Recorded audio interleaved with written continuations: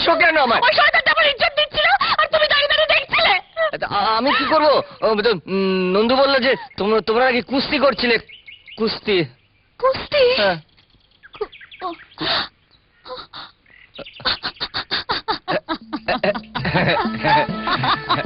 হাসছো কেন? তুমি সত্যি বলা, বড্ড বলা, তাই তো তোমাকে এত ভালোবাসি। খুব ভালোবাসো? সব সময় ভালোবাসবে? সারা জীবন ভালোবাসবে? বিয়ের পরেও ভালোবাসবে? তোমার বর রাগ করবে না? তুমি তো আমার বর, আমি যে তোমাকেই বিয়ে করব। সত্যি তুমি আমাকে বিয়ে করবে? সত্যি সত্যি সত্যি। কিন্তু আমি তো তোমায় বিয়ে করতে পারবো না। কেন? ওই মন্দিরের বাবা আছে না, আমার হাত দেখে বলেছে যে আমার বিয়ে হবে খুব সুন্দরীর সাথে। আমার থেকে সুন্দরী? হ্যাঁ হ্যাঁ, বাবা বলেছেন যে এই আশেপাশে 5-7টা গ্রামে সবচেয়ে সুন্দরী হবে।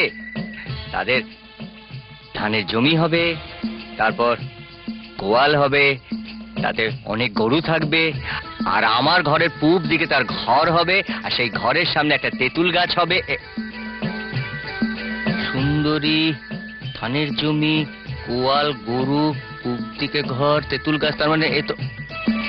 রূপা, রূপা, রূপা, রূপা, রূপা দাঁড়াও, দাঁড়াও, রূপা, রূপা দাঁড়াও, দাঁড়াও, দাঁড়াও, দাঁড়াও।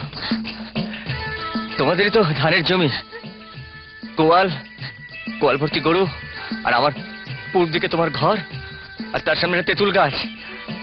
আর তোমার থেকে সুন্দরী এই আশেপাশে গ্রামে আর কেউ নেই।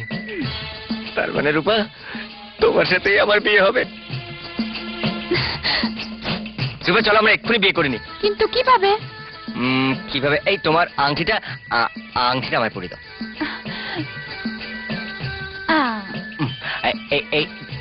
এই বালাটা, আমি বালাটাই মেলার থেকে তোমার জন্য এনেছি।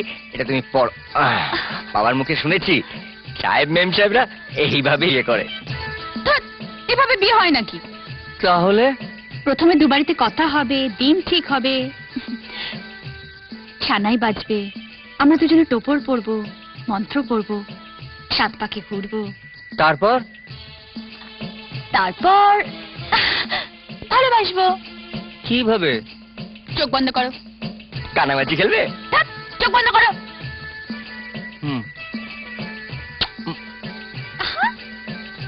এইভাবে ভালোবাসতে হয়?